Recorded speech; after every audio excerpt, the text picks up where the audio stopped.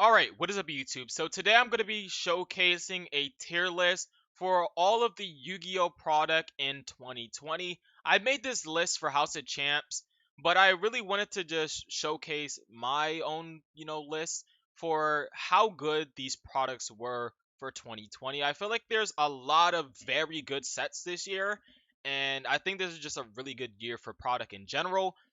But we also had some mediocre sets, and I'll just be talking about them in this video. So I don't want to spend too much time. I don't want this to be like a 20-minute video, but I do want to give my opinions because giving your opinions is important on in the internet. So don't get triggered. I know a lot of people are getting triggered by these tier lists. Like, oh my god, my favorite set is not on on S tier, B tier, A tier. Like, come on, come on, chat. Come on, people. Wake up, people. So let's get on to the list. Let me stop rambling. Uh, Megatins. I think the Megatins are definitely at A tier. I think the Megatins are definitely the sets of the year or product of the year. Every year, I feel like this one felt a little bit short, but I feel like still you had a lot of good staples. You had Dragoon. You have a lot of good rarity bumps. The rarities were a little bit wonky, but still, this set was really good. Had a lot of really expensive staples that are in here, and now they're like $2 to $3, maybe 5 6 to 7 besides extravagance. But having a $20 extravagance rather than like a $100 extravagance is definitely better for budget players out there or semi-budget players. Then we have Battles of Legend Armageddon.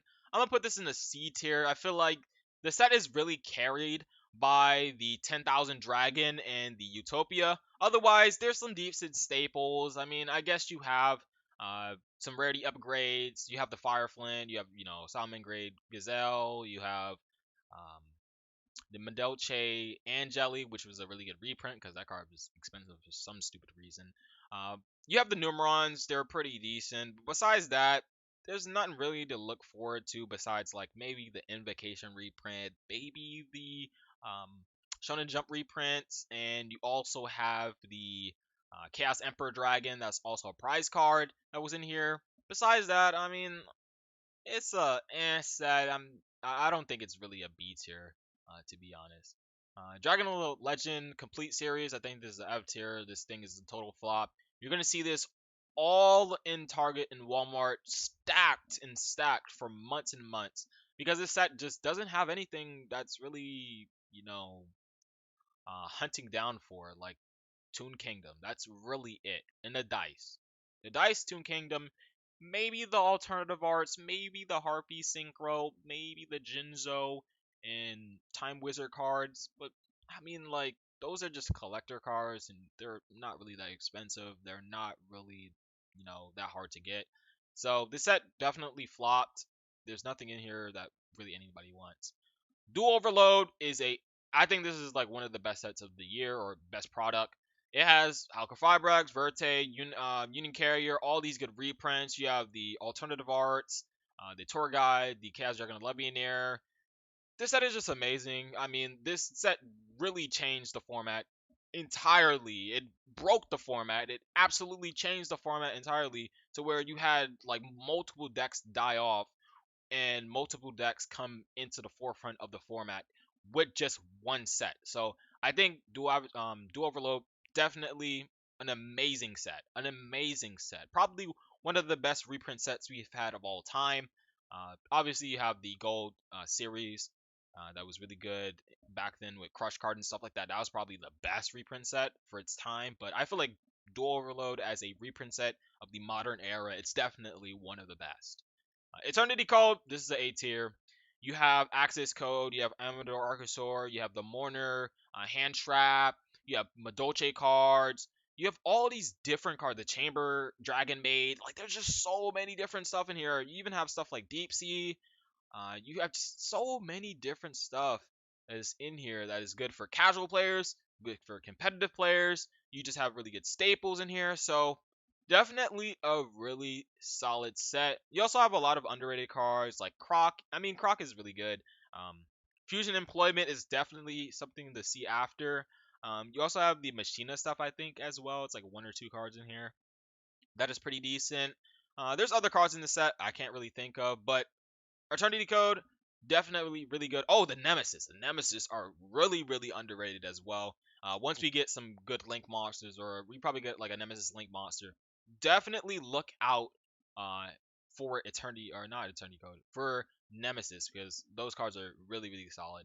Genesis Impact, this is pretty new, but I'm going to put this in the B tier. You have the Evil Twins that are sought after. You have the Drytrons that are sought after. If you really like Magitus, I mean, it's not the best. It's probably the worst out of the three.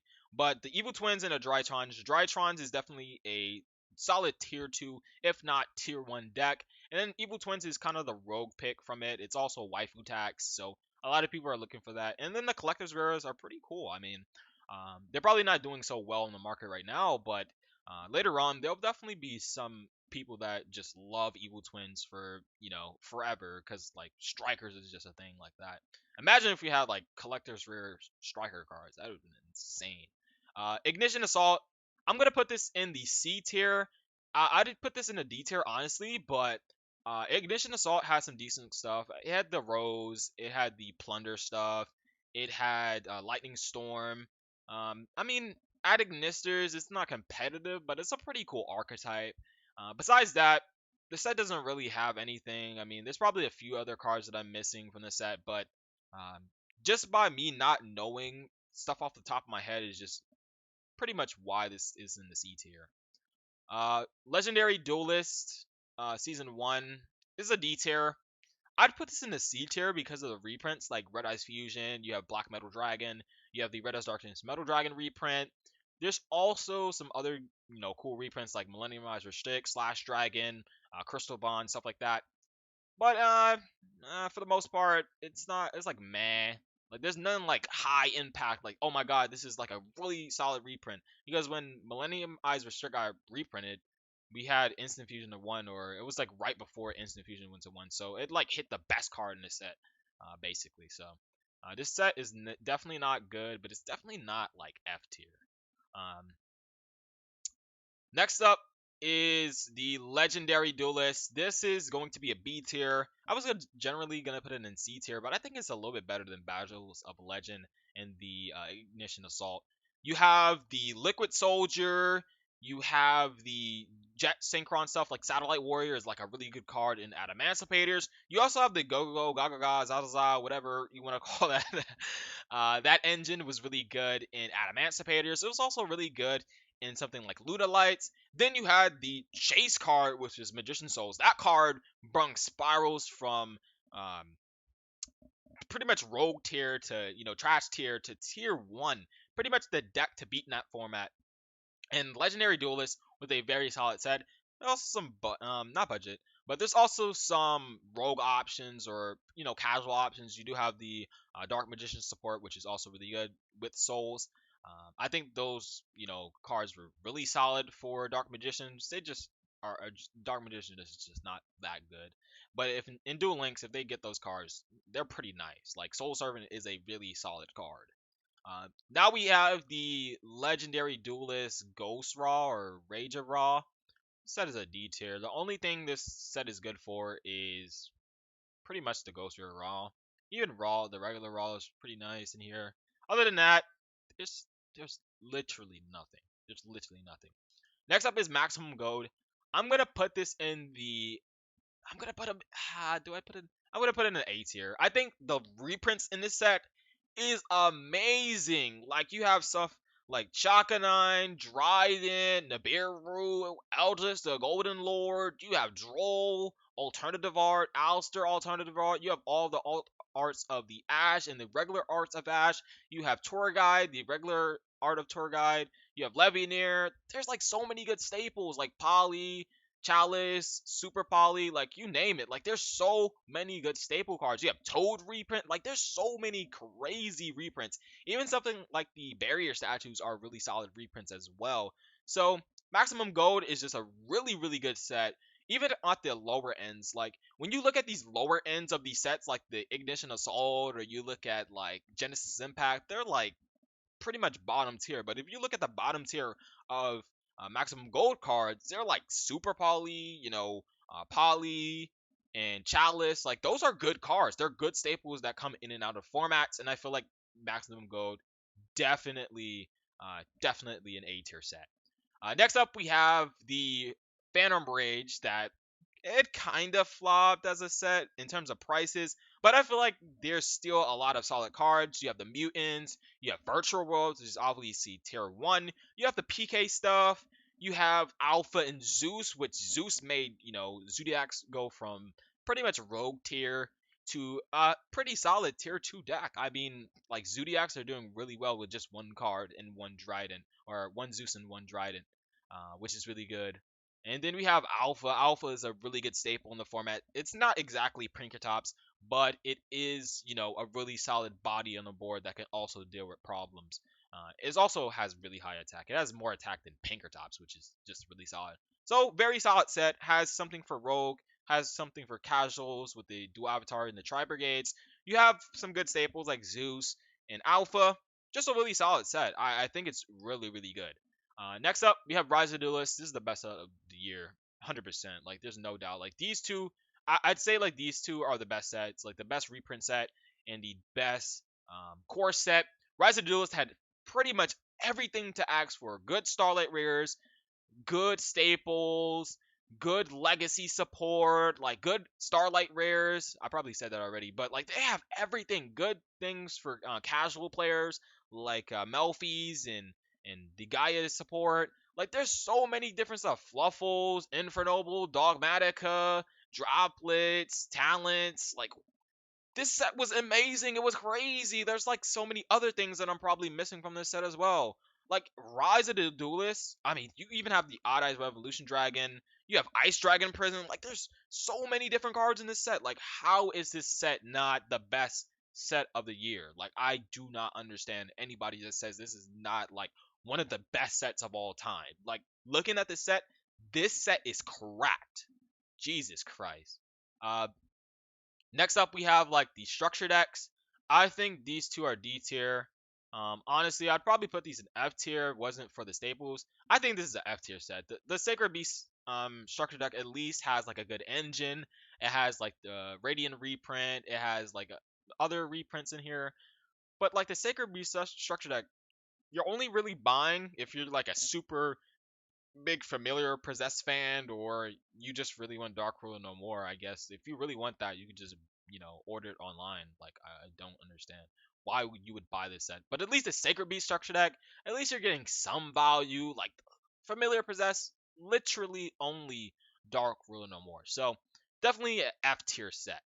Next up, we have the Machida structure deck. I think this is a solid C tier. I mean, people are kind of messing around with Machinas and or Machinas, whatever you want to call it, and the Orcus decks. I mean, it was not like the best thing, but you still have, Machinas. You also have some decent reprints like the Ties of the Brethren. There's also some other staples that I'm just forgetting off the top of my head, but definitely a pretty decent structure deck. I'd put it in the the D tier, but I feel like this set is the structure deck is like a little bit better than the D tier stuff.